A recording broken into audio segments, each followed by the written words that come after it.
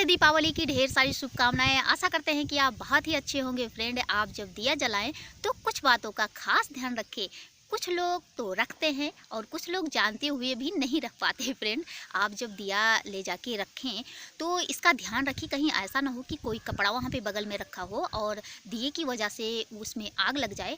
और इसके बाद आप जब दिए को लेकर जाते हैं खेत में रखने तो फ्रेंड आप ध्यान से रखिए कि कहीं ऐसा ना हो कि फसल तैयार हुई है इस वक्त और उसमें आग लग जाए और फसल बर्बाद हो जाए, चाहे किसी की भी फसल हो, चाहे खुद की हो या किसी की। तो फ्रेंड आप इसका थोड़ा सा ध्यान रखिए। और हाँ, बात रही गोला पटाखा ये सब, तो जैसे लगता है कि ये हम लोगों का जन्म सिद्ध अधिकार हो गया है।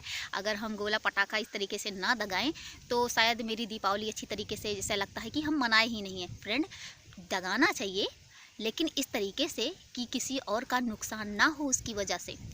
फ्रेंड दीपावली के अगले दिन न्यूज़ में यही रहता है कि यहाँ पे पटाखा ये दगा रहे थे, गोला दगाए, इस तरीके से किसी के गाल जल गया, किसी के बाल, किसी के कान बहरे हो गए, किसी का कुछ हुआ, किसी का कुछ हुआ।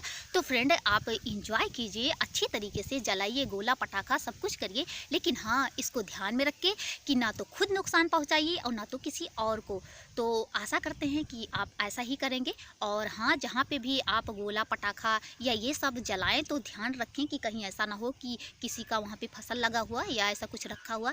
पिछली बार ऐसा हुआ था कि इसी छत पे सभी लोग आके यहाँ पे गोला दगाए और इसके बाद वो जाके रजाई पे गिरा। मेरी चाची का यहाँ पे रजाई रखा हुआ था, वो जाके वहाँ पे गिरा। ये लोग ध्यान नहीं दिए और इसके बाद नीचे छत से नीचे चले गए ये लोग दगाने के लिए।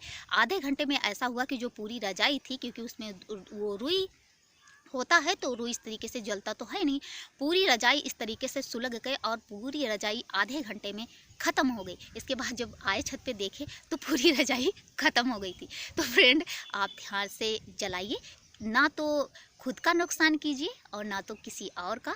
और हाँ, बहुत अच्छी तरीके से आप इंजॉय कीजिए और हाँ इस तरीके से मनाइए दीपावली कि ये दीपावली आपके लिए कुछ खास हो जाए। तो पुनः दीपावली की ढेर सारी शुभकामनाएं। मिलते हैं अगले ब्लॉग में, तब तक के लिए थैंक यू।